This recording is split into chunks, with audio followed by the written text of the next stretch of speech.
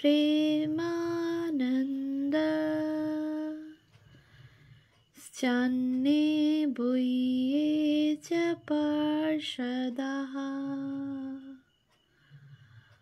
রামকৃষ্ণ গত প্রাণা সর্বাংস্তান প্রণমাম্যহম।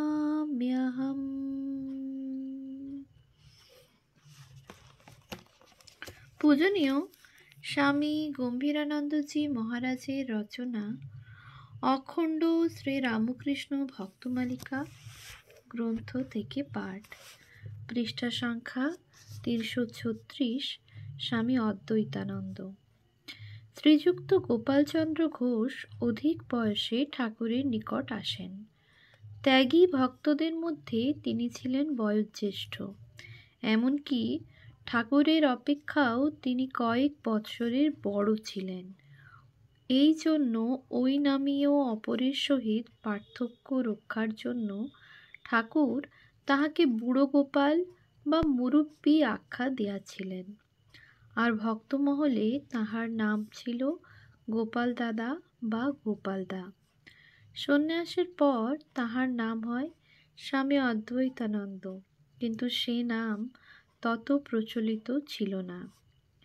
ঠাকুরের নিকট আগমনের পূর্বে গোপালদার স্ত্রী বিয়োগ হয়। সেই দারুণ শোকে পতিত গোপালদা প্রথম জানিতে পারেন সংসার কত অনিত্য। সেই বৈরাগ্যের ফলে তাহার মন এক সংসারাতীত নিত্য সত্যের অন্বেষণে ফিরিতে লাগিল। ওই সময় তাহার বন্ধু সিঁথি নিবাসী শ্রীযুক্ত মহেন্দ্র কবিরাজ দক্ষিণেশ্বরে যাতায়াত করিতেন। তিনি গোপালদাকে তদবস্থ দেখিয়া ঠাকুরের কথা শুনাইলেন। অতঃপর গোপাল বিশ্বাসসহ আইলা দেখিতে শান্তিদাতা রামকৃষ্ণে মহেন্দ্রের সাথে। পুঁথি শ্রী শ্রী রামকৃষ্ণ পুঁথি, পৃষ্ঠা 430। তাহার দক্ষিণেশ্বরে প্রথম আগমনের কাল অনিশ্চিত। ইহারও পূর্বে সম্ভবত সিঁথিতে প্রথম দর্শন হইয়া থাকিবে। কথামৃত প্রথম ভাগ 6 পৃষ্ঠায়, অখণ্ড সংস্করণ পৃষ্ঠা 5 আছে। প্রথম দর্শন হয় 1875 খ্রিস্টাব্দে। কবিরাজ মহেন্দ্র পালের সহিত এই প্রথম দর্শনকালে কিন্তু গোপালদা স্বীয় শোকনাশ বিষয়ে আশার আলোক পাইলেন না। অতএব সেদিন ঠাকুরের ওপর তাহার বিশেষ শ্রদ্ধাও জন্মিল না। মনে করিলেন ইনি সাধারণ সাধুদেরই মতো একজন। কিন্তু বন্ধু ছাড়িলেন না, আর গোপালদার অশান্ত মনও এই হতাশাকে চরম বলিয়া গ্রহণ করিতে পারিল না। বন্ধুর যুক্তিগুলিও নেহাত অসার ছিল না। মহাপুরুষকে কি একদিনে চিনিতে পারা যায়?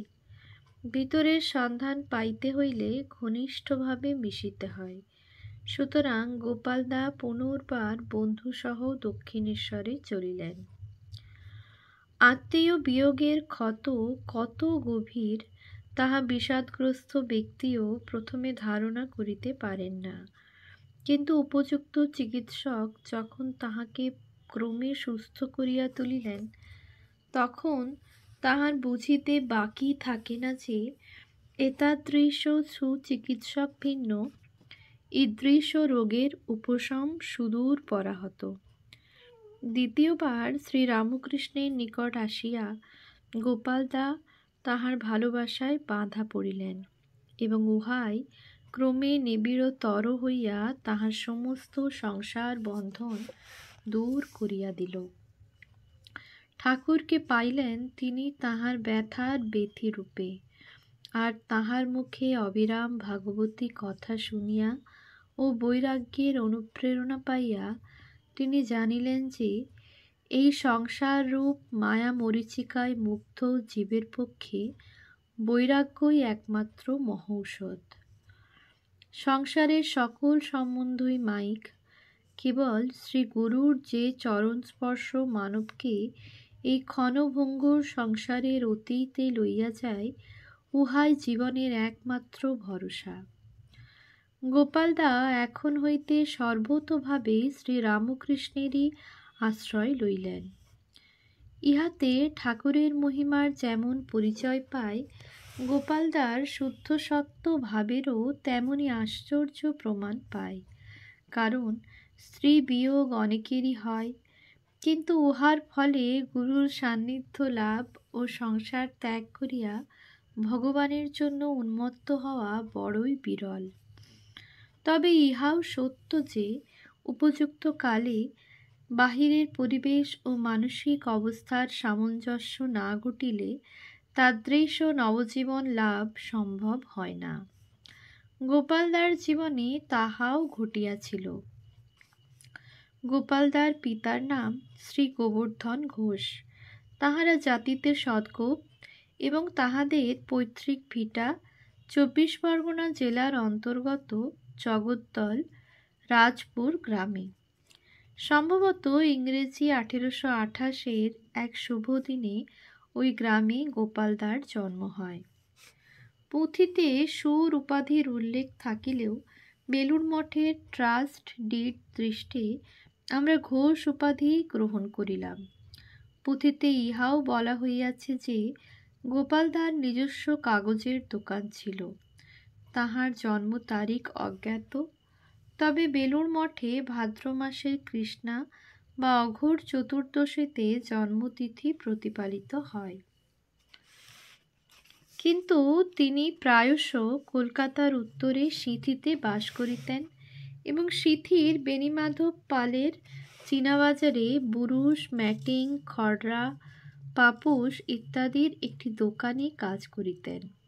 বেণীপাল ব্রাহ্মভক্ত হইলেও শরৎ ও বসন্তকালের উৎসব আদিতে মধ্যে মধ্যে শ্রীরামকৃষ্ণকে আপন ভবনে আমন্ত্রণ করিয়া আনিতেন। দক্ষিণেশ্বরে শ্রীরামকৃষ্ণ চরণে আত্মসমর্পণের পূর্বে এই বাটিতে গোপালদা একবার তাহার দর্শন পাইয়াছিলেন, কিন্তু উহা প্রাণের নিরীক্ষণ নহে, চক্ষের দর্শন অথবা উৎসুকের উদাস ঈক্ষণ মাত্র।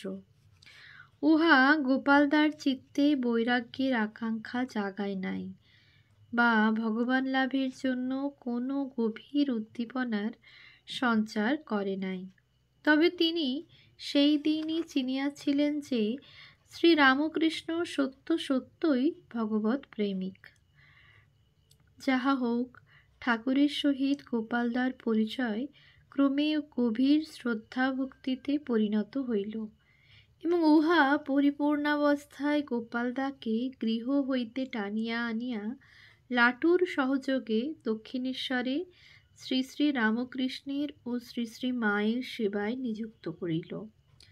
শ্রী প্রভুর সহিত তাহার সে ঘনিষ্ঠ সম্পর্কের আংশিক বিবরণ সংগ্রহ করাও বর্তমানে অসম্ভব। বিচ্ছিন্নভাবে যতটুকু সংরক্ষিত হইয়াছে তাহা হইতেই উহার কিঞ্চিত আভাস পাওয়া যায় মাত্র। গোপালদার বিশেষ ইচ্ছা ছিল যে তিনি শ্রী রামকৃষ্ণের নিকট দীক্ষা লইবেন, কিন্তু ঠাকুর কখনো সাধারণ অর্থে গুরুগিরি করিতেন না বলিয়া গোপালদা একটা অভাব বোধ করিতেছিলেন, অথচ সকলের সম্মুখে এইরূপ অনুরোধ জানাইতেও পারিতেন না। তাই এক দ্বিপ্রহরে আহারের পূর্বে ঠাকুরকে একাকী বাগানে ভ্রমণরত দেখিয়া গোপালদা তাহার শ্রীচরণে মনের ইচ্ছা নিবেদন করিলেন। দূর হইতে লাটু লক্ষ্য করিলেন গোপালদা নতজানু হইয়া রহিয়াছেন এবং ঠাকুরের চরণ ধরিয়া খুব কাঁদিতেছেন। কিয়ৎক্ষণ পরে ঠাকুর তাহাকে হাত ধরিয়া তুলিলেন। তখনও গোপালদার চক্ষে জল। অতঃপর কি হইল লাটু জানেন না, কিন্তু ইহার পর হইতে প্রত্যহ সন্ধ্যার সময় গোপালদাকে বিষ্ণু মন্দিরে কীর্তন করিতে দেখা যাইত। ইহা সম্ভবত ১৮৮৫ অব্দের কথা। আর একদিন দুই সেবককে লইয়া ঠাকুর কৌতুক করিয়াছিলেন। ঠাকুর কথায় কথায় লাটুকে বলিলেন, এখানকার কথা মানতে হবে। সরল লাটু অমনি কহিলেন, এখানকার কথা তো আমি জানি না, আপনি আমাকে এখানকার কথা বুঝিয়ে দিন। অমনি ঠাকুর গোপালকে ডাকিয়া বলিলেন, ওগো গোপাল, শোনো, লেটো কি বলে, বলে এখানকার কথা বুঝিয়ে দিন। এখানকার কথা কি বোঝানো যায়? তুমিই বলো তো বাপু, এ কেমন আবদার? গোপালদা উত্তর দিলেন, আপনার তো জানা আছে, বলে দিন না। মধ্যস্থকে বিপক্ষে যোগ দিতে দেখিয়া ঠাকুর বলিয়া উঠিলেন, ওগো, তোমার এই কি রকম কথা? এখানকার কথা কি জানিয়ে দিতে আছে?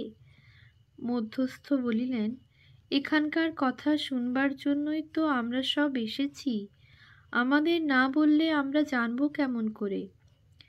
হার মানিয়া ঠাকুর স্মিত হাস্যে বলিলেন, এখন নয়, এখন নয়, এখানকার কথা এখন নয়, সময় হলে একদিন তোমরা সব বুঝবে। কথামৃত পাঠে জানা যায় যে করুণানিধান ঠাকুর একদিন শতপ্রবৃত্ত হইয়াই গোপালদাকে কৃপা করিয়াছিলেন।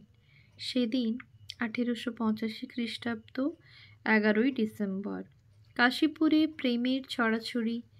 নিরঞ্জন ও কালীপদকে ঠাকুর কৃপা করিলেন। পরে দুইটি ভক্ত মহিলাও কৃপা লাভ করিয়া প্রেমাশ্রু বিসর্জন করিতে করিতে চলিয়া গেলেন। ঠাকুর অতঃপর গোপালদাকে ডাকাইয়া আনিয়া কৃপা করলেন। ঠাকুরের সেবা করিয়া ও উপদেশ শুনিয়া গোপালদা নিজেকে চরিতার্থ মনে করিলেও তাহার বৈরাগ্যপূর্ণ মন শতই সাধনার জন্য ব্যাকুল হইত। সেই প্রেরণায় তিনি কখনো কখনো নরেন্দ্রাদির সহিত কাশীপুর হইতে দক্ষিণেশ্বরে যাইয়া ধ্যান জপ ও তপশ্চর্যা করিতেন। দক্ষিণেশ্বরে থাকাকালে 1884 খ্রিস্টাব্দ 5ই এপ্রিল একবার তাহার মনে তীর্থ ভ্রমণের ইচ্ছা জাগিয়াছিল। ঠাকুর যখন তাহাকে জিজ্ঞাসা করিলেন, তোমার কি এখন ইচ্ছা তীর্থে যাওয়া? গোপালদা উত্তর দিলেন, আজ্ঞে হাঁ, একটু ঘুরে ঘিরে আসি। ঠাকুর তখন তাহাকে বুঝাইয়া দিলেন, যতক্ষণ বোধ যে ঈশ্বর সেথা সেথা ততক্ষণ অজ্ঞান, যখন হেথা হেথা তখনই জ্ঞান। তিনি আরও বলিলেন, যা চাই তা কাছেই, অথচ লোকে নানা স্থানে ঘোরে। সেইবারে গোপালদার তীর্থভ্রমণ হইয়াছিল কি না জানা নাই, কিন্তু ইহা সত্য যে কাশীপুরে থাকাকালে 1886 তিনি একবার তীর্থদর্শনে গিয়াছিলেন। অতঃপর কলকাতায় সমবেত গঙ্গাসাগর যাত্রী সাধুদিগকে গেরুয়া বস্ত্র, রুদ্রাক্ষের মালা ও চন্দন দিতে চাহিলে ঠাকুর নির্দেশ দিলেন যে উহা ত্যাগী ভক্তদিগকে দান করিলেই উত্তম হইবে, কারণ ইহাদের অপেক্ষা উচ্চস্তরের সাধু আবার কোথায় পাওয়া যাইবে। গোপালদা ঠাকুরের কথায় সম্মত হইয়া 12খানি গেরুয়া বস্ত্র ও সমসংখ্যক রুদ্রাক্ষের মালাদি ঠাকুরের হস্তে অর্পণ করিলে ঠাকুর উহা নরেন্দ্রাদি ভক্তদের মধ্যে বিতরণ করিলেন। রামকৃষ্ণ সংঘের উহা এক স্মরণীয় ঘটনা, কারণ ওই অনুষ্ঠানের মধ্যেই ভাবী ত্যাগী সংঘের অমোঘ বীজ নিহিত ছিল। সেই ত্যাগীদের নাম নরেন্দ্র, রাখাল, যোগীন্দ্র, বাবুরাম, নিরঞ্জন, তারক, শরৎ, শশী, গোপাল, কালী ও লাটু। উদ্বৃত্ত গেরুয়াখানি পরে গিরিশচন্দ্র গ্রহণ করিয়াছিলেন। পুথির 620 পৃষ্ঠা মতে দেহত্যাগের পূর্বে ঠাকুর এই 11 জনকে অন্যভাবেও সন্ন্যাস দিয়াছিলেন। ওম শান্তি শান্তি শান্তি। হরি ওম তৎসৎ। श्रीरामकृष्णार्पणमस्तु।